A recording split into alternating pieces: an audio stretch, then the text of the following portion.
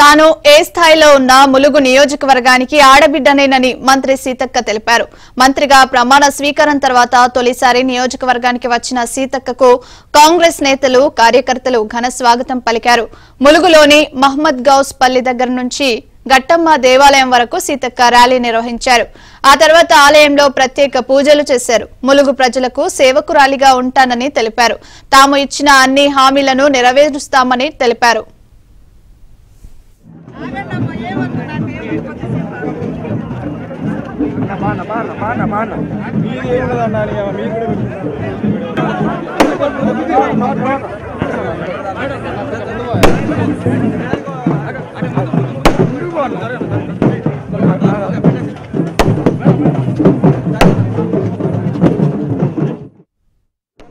ములుగు అంటే ములుగు నియోజకవర్గానికి నేను ఆడబిడ్డను.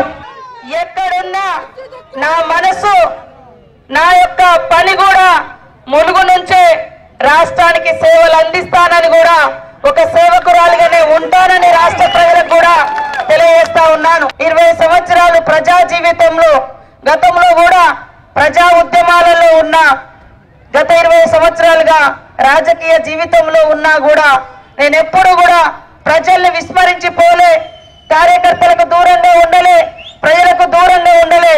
ఈ నియోజకవర్గ అభివృద్ధికి ఎనలేని కృషి చేస్తూ మీ యొక్క సూచనలు, ప్రజల యొక్క సూచనలు, ప్రజల యొక్క అవసరాలు, అధికారుల యొక్క సూచనలు, మరి పత్రికా మీడియాల ద్వారా వచ్చేటువంటి సమస్యలు అవన్నింటిని కూడా పరిగణలోకి తీసుకొని ఇచ్చిన మాటతో పాటు మరి ఇంకా ఏమేమైతే సమస్యలు మన దృష్టికి రాని ఉన్నాయో అవన్నింటిని కూడా పరిష్కరించుకుంటూ ముందుకెళ్తానని కూడా